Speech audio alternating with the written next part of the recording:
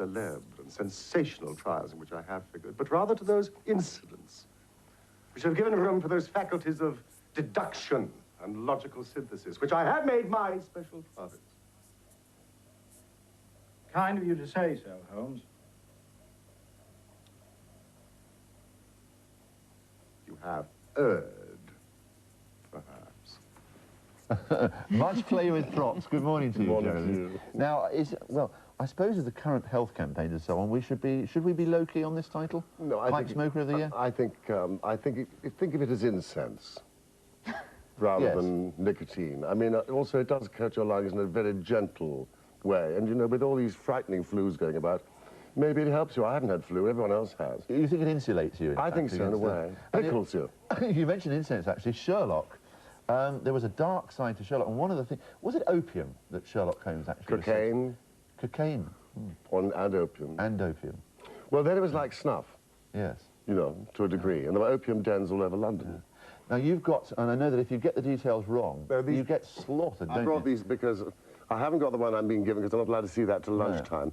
I'm told that's very special because I was robbed when I was doing, I think, The Greek Interpreter, and we had some VIPs round, and they stole my pipe.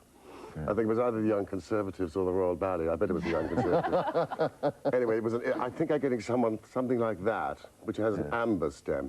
This is the one that he smoked. This is all in the books, in the Copper Beeches. That's a lovely pipe, and you can gesture with it. Now, he used that when he was relaxing? In his disputatious moods. Yes, when he's and arguing. this was in his meditative moods, just like Popeye. Yes. That's great, isn't and it? And that you hold there, it gets very hard, you hold it by the base. And we were talking about getting the details right. If you get the detail wrong, absolute mayhem breaks loose, doesn't it? Yeah, well, I'm getting about 3,000 letters a week, and many of them are saying, listen, you left out this or you left out that. And that's really exacting. There could be 6,000 letters this week saying... Why am I wearing earrings? Not wearing earrings. Well, I tell you exactly why. I found it on Clapham Common, which is near where I live, and I found it just before Christmas, and I thought that must be for me. It's my Christmas present from somewhere. So anybody watching who's lost a ring on Clapham Common... I'm going to lose it again. It's now being worn by Sherlock Holmes. That's right. There was a time, and I know in no sense are you worried about being so linked with Sherlock Holmes. You're actually proud of it. Well, I tell you, this business is tough, and... I mean, my profession, I think I better call it profession, while I can. And I think that it's to do with, if you're going to make a success, for God's sake, don't be ashamed of it. But there was a time, wasn't there, Jeremy, when the character, and the character is such a fascinating, it's got so many dark sides to him, that you yourself went to the very age of sanity, didn't you, in playing him? Yes, I don't find him easy still. I have a nodding acquaintance. I've almost met him now, but I really resist him. I saw him on the other side of the street when I started to work on him. Yes. And I thought I wouldn't cross the street to meet him. He's very dark, damaged penguin, I call him, or the black beetle. But we have so many children coming to the play, which we're doing at Wyndham's now. And I never thought children would come. I didn't think children ever read it or even thought about Sherlock Holmes. But they're coming and they think of him as kind of Batman or Superman. I don't understand it. Yes. So I'm having to really rethink. I mean, I've been so subjected to him, Mike, that I'm having to rethink him myself now. And I see him less threatening, and I'm not frightened of him anymore. And I was, and you're right, I was ill, of course.